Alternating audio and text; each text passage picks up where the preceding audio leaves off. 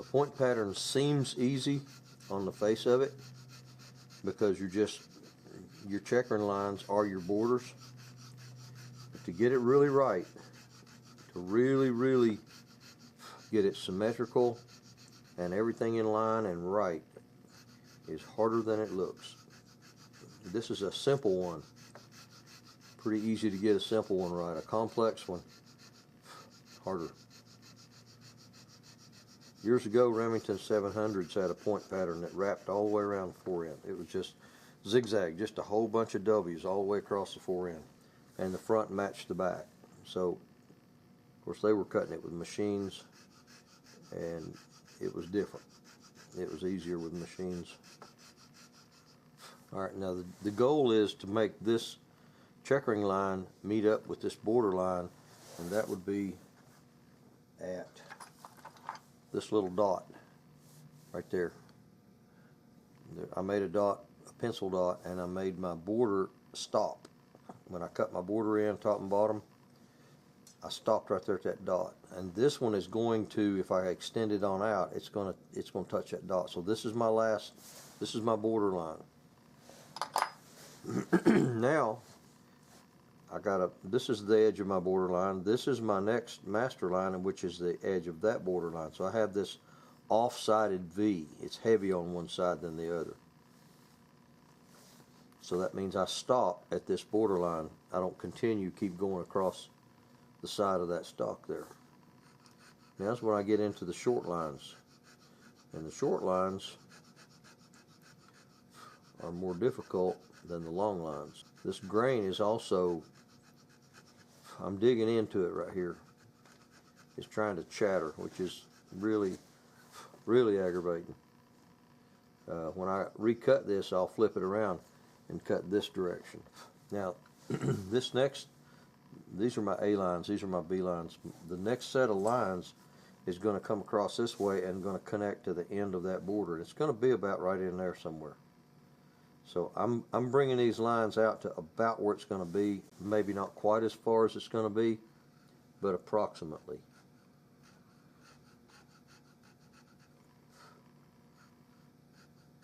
I'll have to extend them once this border line is established. I'll bring these over and connect to it.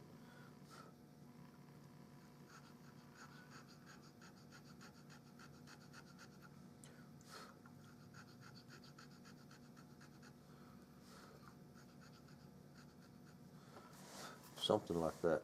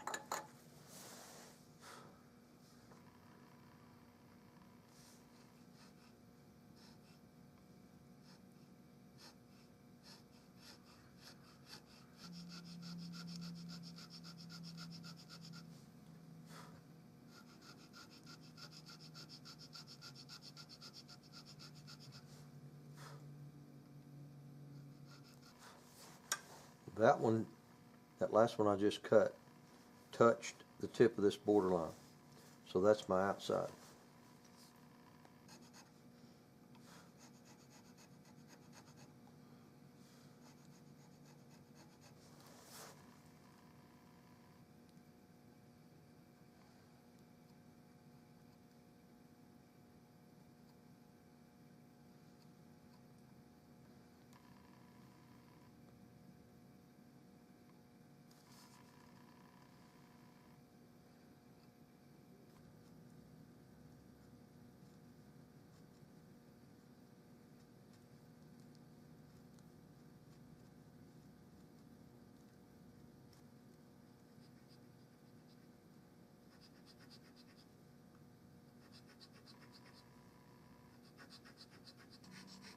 I find that my pattern is straighter right after I lay it in, the first cut. The very first cut, both directions, and my lines, my diamonds are lined up better, straighter this way. The problem comes in deepening everything. Your lines tend to wander left or right or get crooked on the end or something. So deepening things, I have to be more cautious when I'm going back over it, deepening on your second, third, fourth passes to try to keep it where the layout tool, the triple cutter, that's the only time I use the triple is when I'm laying it out, the first cut. After that, I go back and deepen everything with either a single cutter like I'm doing now or double, because the triple, I don't know, I have a hard time cutting it second and third time with the triple cutter. It wants to gravitate to left or right. The grain tends to mess it up. I tried that for a long time, thinking the triple cutter would be a better average of all the lines. It would straighten everything out and make it more average. It doesn't. I don't know why it doesn't, but it doesn't. So I go back with a double and or a single to deepen things. And I stay with it till the very last pass. The last pass, I only use a single. I can get closer up against my edges with a single or a double. A triple has too big of a footprint.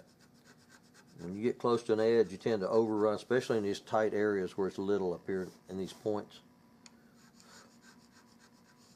This is just my own experience. I've had to adapt and make the tools that I'm comfortable with work for me. They make one, Denbart makes one that's got a cutting teeth on one side and a smooth V, just a smooth, no teeth, no abrasion on the other side. And so you lay your smooth side in the existing groove and you take your cutting tooth and make a new one. I've tried that. I have a couple of them. I find that the smooth side tends to wander and kind of get off the tracks. It's like a train jumping the tracks. And I can't make it work for me. Now that's not saying that it doesn't work well for someone else. I'm sure Walt McVeigh and his father, who started Denbart,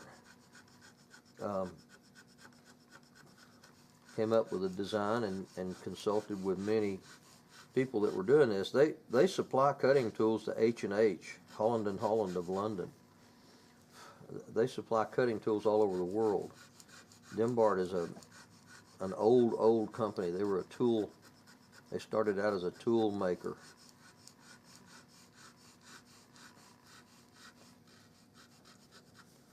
I've just figured out the best way to use the tools to make them work for me.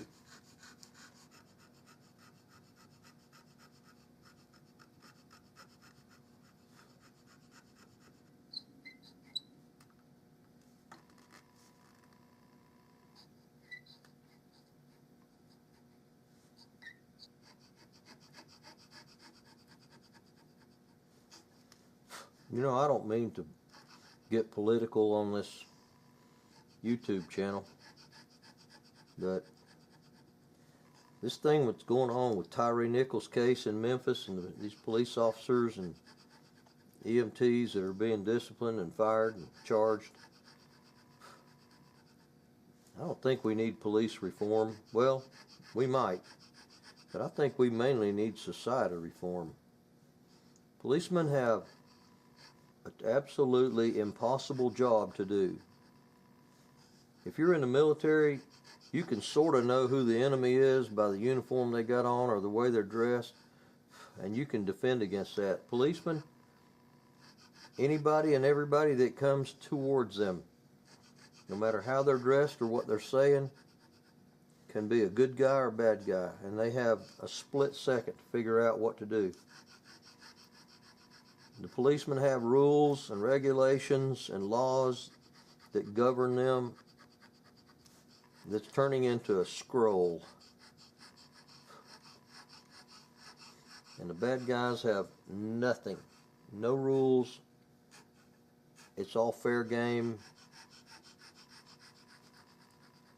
I've seen people, police officers that are bit, cussed, have drinks poured on them, bottles cracked over their heads. There's no rules at all. The criminals can do anything they want, and the police officer is supposed to stay professional and courteous and disciplined. They just about have an impossible job, and we need them so badly. Our society, if we took the police out of it, it wouldn't take but a day or two till we'd have total anarchy, and the criminals would be at the door, and we'd be calling 911 to have no one answer. And that's just my 2 cents. We need to pray for our cops. We need to support our cops. We need to attend town hall meetings whenever the subject comes up. We need to tell them every time we see them that 2% out there that's giving them so much grief, we're the 98. And we support them in every way we can. That's just my 2 cents.